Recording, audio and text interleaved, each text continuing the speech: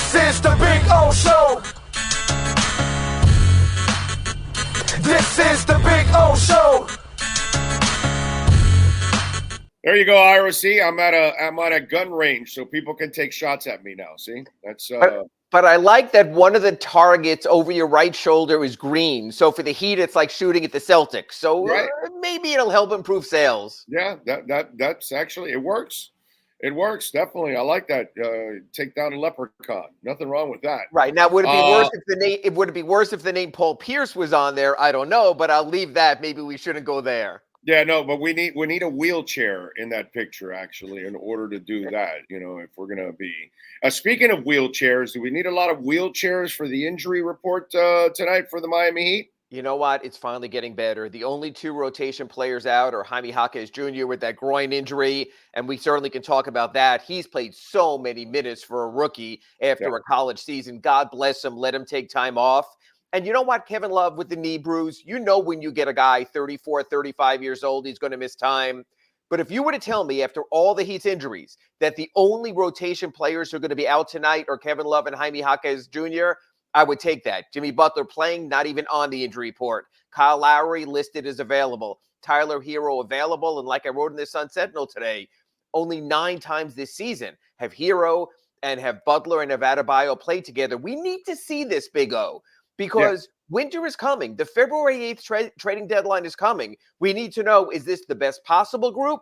Did they need support? Do they need another leading man? These games really do matter.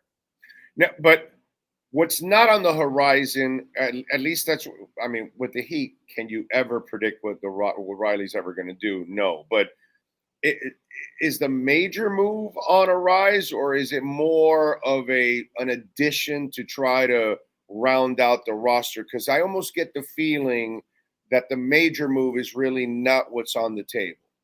I just don't think you disturb a chemistry that took you to the NBA Finals last year, that is yet to be whole enough this year. I think you and I can go through various aspects of the Heat and say, hey, they need another bruising big man, like when they brought in Dwayne Dedmon, didn't necessarily work. When they brought in Zeller, but a big body up front, I would agree with that.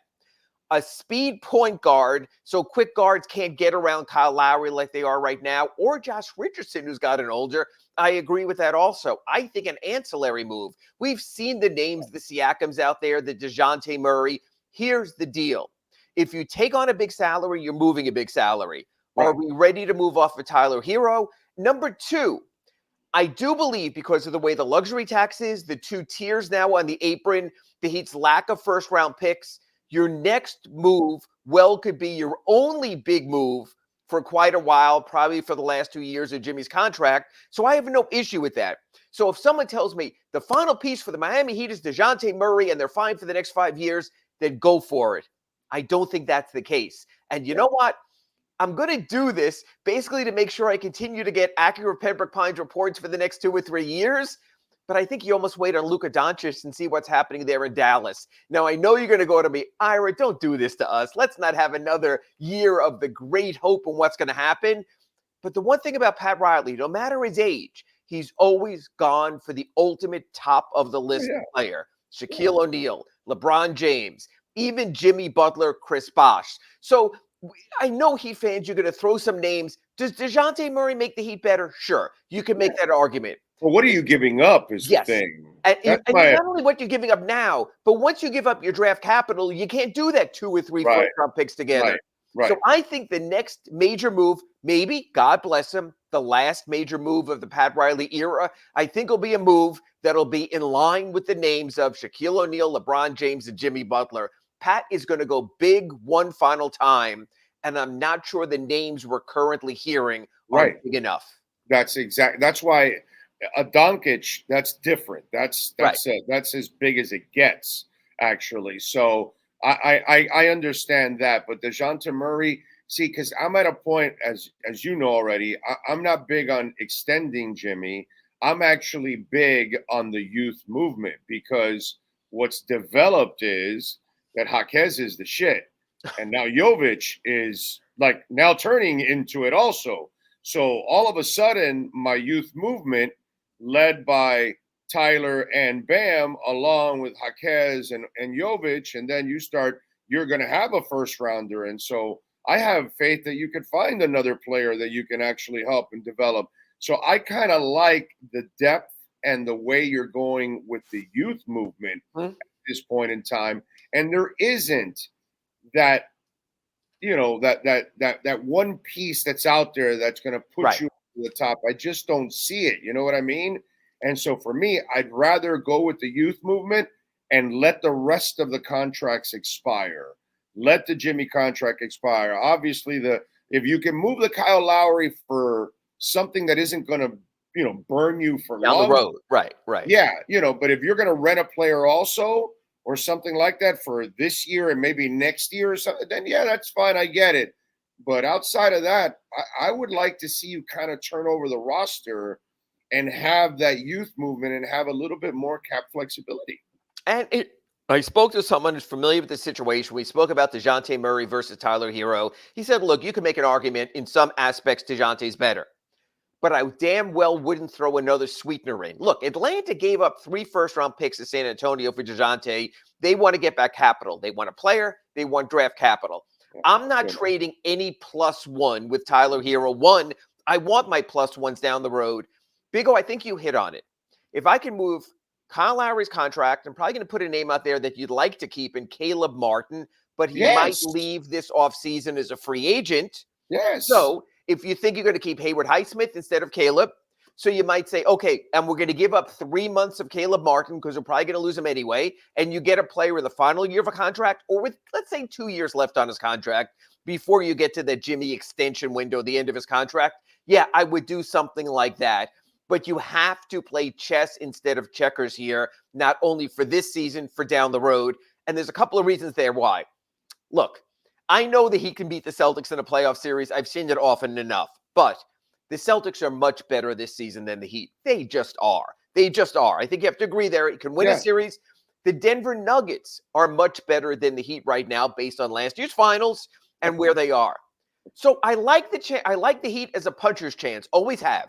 Never going to doubt them in any series. But I'm not so sure that this is the moment that you go all in right now. I think this is a moment that you have to say, hey, we'll do our best, but let's not, like you said, handicap our future. And so you have to play both sides of it. And I think for as much as people point to Pat Riley's age, he's always done that. He's always kept the moment in perspective, but Pat has also kept the long view. And the thing is, if I'm the Heat, the one thing that I look at with my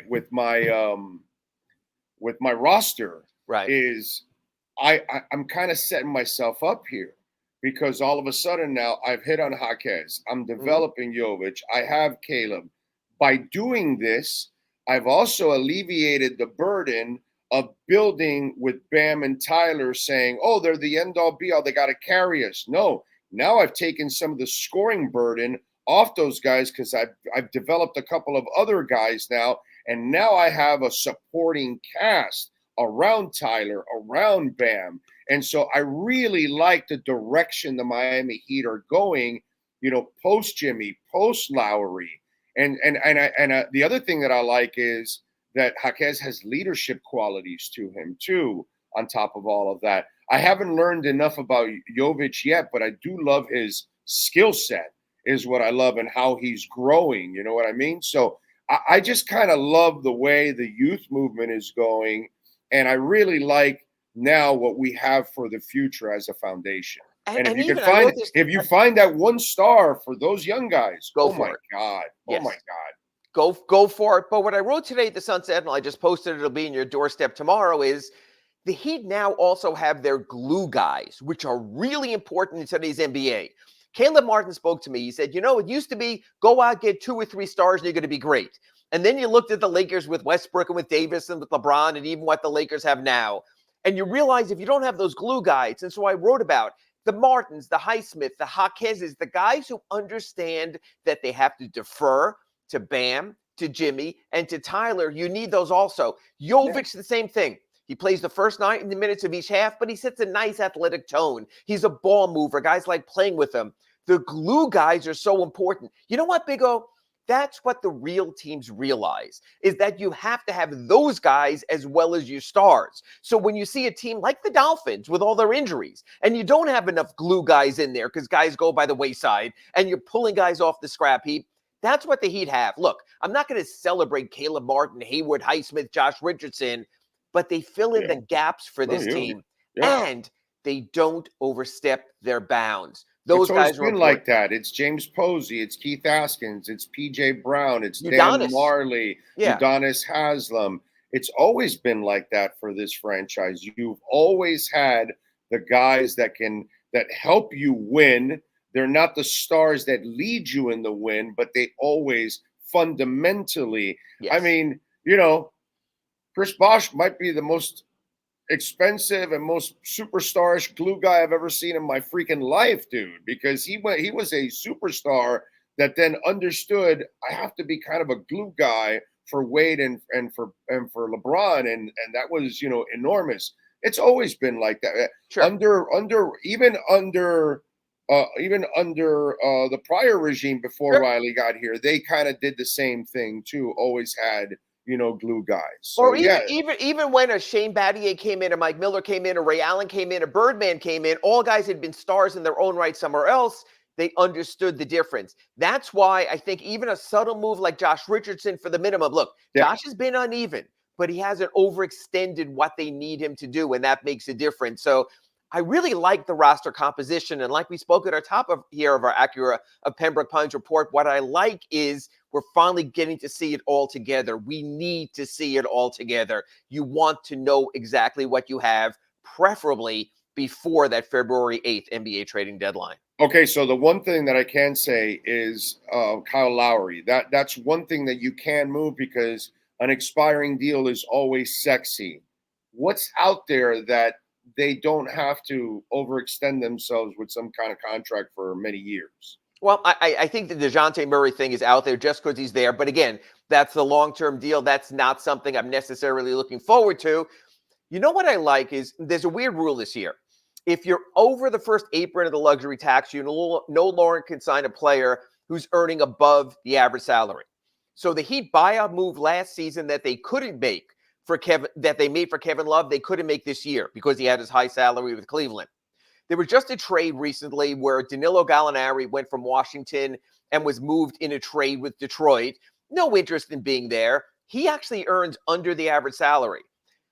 As a stretch four, just another veteran guy who's been around. I mean, defensively, he's hellacious. But as another guy to add, I think it might be more that. I think that he might sit back at the trading deadline and say, okay, there's another guy out there. I don't think you're going to love this name, but he could help defensively, and that's PJ Tucker.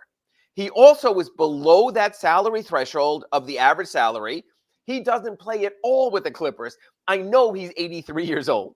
So I know. That's what I'm saying. Is his body still in one piece? Because somehow it is. But what I'm saying is, you know what you do with those buyout guys, even like you did with Cody Zeller last year, you make it clear. You might be able to help us, or you might not play at all. Are you cool with that? I could see that kind of subtle move. The Kyle Lowry contract could be attractive.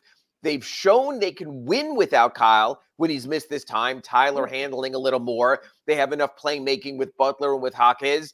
But I think it might be prudent for them just to ride it out and just shove that money away. Because when you replace bad money with more bad money, same situation. Yeah, definitely. I definitely don't want to replace it. I'd rather just let the contract expire, and move on. That to me, that's definitely the best thing. What are you expecting tonight against the Raptors? Toronto has fallen out of the play-in round. They made their trade. They got quickly. They made the deal for RJ Barrett to the Knicks, but they haven't found their footing. Last night there was a report from Shams, who's credible, saying that there's a very good chance Pascal Siakam is going to the Indiana Pacers for 3 first-round picks. Nothing has come out yet, as we talk here in our Acura Pembroke Pines report.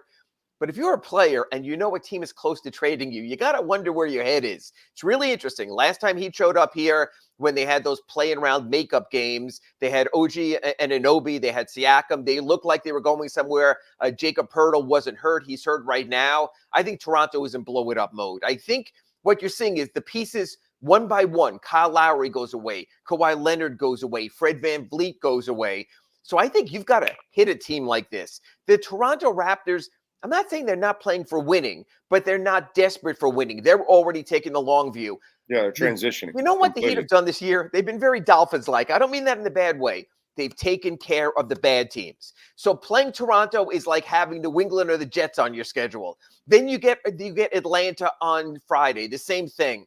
They've been very good about beating the bad teams. They also, unlike the Dolphins, have some good wins. So I think tonight you got to look at this is a game, even though it's here in 14-degree Toronto, you got to take care of business. The Heat, because they're healthy, have a better roster tonight than Toronto does. I got to say, the next time you show up at the arena, they should put you in the final seat at the top of the arena, because you just compared a franchise that constantly wins in the playoffs and goes to the finals in the Eastern Conference Finals to a team that can't ever even win in the playoffs. Ira, you just insulted the shit out of the Heat. No, in one aspect, I think I was spot on. That's just teams bad. that beat the bad teams that have to be better against the good teams. Yeah, but this team, this franchise freaking shows up, bro. They show up. Compared to the Dolphins don't show up for anything, dude. I mean, and the one thing I will say about the Dolphins is this. The Heat have not always taken the easy road. So the whole thought, oh, they lost to the Bills. They had to go to the Tundra. They did that. The Heat came back from the play-in round last year. There was no worse starting point than being down to the Chicago Bulls in the fourth quarter of win-or-go-home play-in. They created their own adversity, as did the Dolphins, and they fought through their adversity. Because I think when you look at Eric Spoelstra, at Andy Ellisberg, at Pat Riley, you have a greater feeling of good things still to come than necessarily when you look at Mike McDaniel and Chris Greer, and even to a degree, Stephen Ross and where they are also. This Heat team can always look up to the coaching suite and the front office and going, those guys have done it before. They will find a way. Eric, $120 million Spoelstra will find a way. Every coach and every player, when they see the schedule, they're like, oh, shit, we got to play Miami. Yep. Damn it. No matter who, they don't even give a shit who's on the team. They haven't even seen the film. They haven't watched them for weeks. They don't even know. They just know, oh, shit. Because they know they're in for a hell of a night, one way or the other. You know what I mean? So that's the difference with that. That Absolutely. That franchise is at another level completely. It really is. So that's the only good thing about the end of the football season, is that we get to turn our attention now to the Heat and the Panthers. And we got Inter right around the corner. So it's and that's going to be I'm waiting for Inter to start moving games right and left to Hard Rock, because when you have Suarez and you have Messi, you can't be messing around with no 18,000 seat stadium. You got to put 60 in there. Big O, everyone wants to know. They must have asked for a big piece of the pie. That's why they didn't do the US Open. At this point, I don't care. MLS is going to sell every one of those games to Apple Plus, so you can have to pay for it to watch it. Yeah. To see those guys in front of 60,000 instead of in front of 18,000, I think should matter to Major League Soccer also. I want to see as many games as possible at Hard Rock. They deserve that. I would love that, but I don't know. I don't know what the Moss brothers, I don't know what kind of piece of the pie they want out of it. So, you know what I mean? That's you know what? If you're selling 60,000 seats, this is simple math. I went to State University of New York. Right. Instead of 18,000, you have 3 times the revenue. Even if you give 1/3 of the revenue to Stephen Ross, you're still doubling your revenue. I just like to see that. It is amazing when you watch those practice sessions with Alba and Suarez and Messi out there. Now, I know you're talking about the kings of the 2012 World Cup. I get all that. But it's still such a soccer legacy. It's like worse watching the Soccer Hall of Fame live. By the way, they would get all of the parking revenue. Now they don't, because you're parking in warehouses and all kinds of. So you're not really getting all of the people parking in your stadium currently right now. Well, I'll tell you something. If you go to Hard Rock, unless at least you're going to get a cut of the entire parking. When you go to Inter Miami, they give you a little card and they're saying it's on the honor system. Please pay for your parking. I don't even know how many people are paying for that also, because in that dirt lot, they ain't fitting no tow truck through there. But that's not me talking. Right. No, I'm with you there. And if they do tow you, get a brand new Acura at Acura Pembroke Pines. Amen to that. Amen to that. And the EVs are coming too. All right, so what do you got coming at the Sun Sentinel? I wrote a story this morning about the glue guys and how it matters. And Caleb, like he said, look, we're the guys making a difference, and they really have been. Guys like Caleb and Duncan Robinson and Josh Richardson, they have the right pieces there. I wrote about that. I wrote about Nikola Jovic doing a really nice job in the Luke Babbitt role. He plays the first 9 minutes of each half. You know what? It's a step forward. Make your steps forward like that. So that's been a nice change. Maybe he is the power forward of the future for this team. I'm looking at that.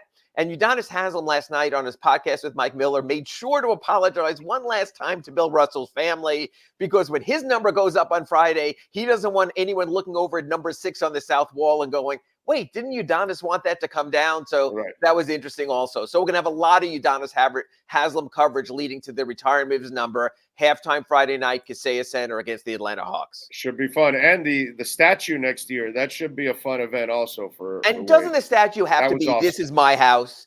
I can't see any other pose. You know, people have said Dwayne doing the pull-up on the rim before a game, but that's not iconic. The fadeaway shot, right, the fadeaway shot against the Hornets in the playoffs in his first playoff year, that was a great shot, but there's nothing like this. So I expect to see, and you know what? If they show him on a scorer's table doing This Is My House, they could have the nice little carnival banner underneath it, bronze for all time. Right. They could have a Miami Heat banner with the little carnival on it. And exactly. Yeah, a scorer's table, man. Make it look just like a Miami Heat scorer's table. It'll look fantastic. That should be the. So then, is the entire statue 8 foot, or is the table taken away a couple of feet from the player? You know what? I think Pat Riley was just talking at the moment. I'm not so sure. 8 foot, 6 feet, 12 feet. I'm sure the sculptors who did the Michael Jordan statue at the United Center, the Shaq and the Kareem statue in Staples Center, now Crypto.com, will do a fine job. Let the artists be artists.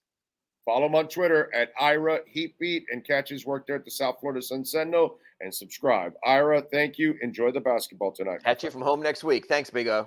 Thank you, sir. Safe travels. There you go. Ira WInderman and our Acura of Pembroke Pines, Miami Heat and NBA report. And remember, 15601 Pines Boulevard, just off of I-75 in Pines. And they've got the customer appreciation sales event going on right now. The 2024 Integra, $329 a month. The 2023 TLX, yes, we've still got a bunch in stock here for you, $399. The 2024 RDX, it is beautiful, man, $459 a month. The 2024 MDX, $499 a month. The number 1 volume sales dealership in the United States of America. It is Craig Zinn's Acura of Pembroke Pines.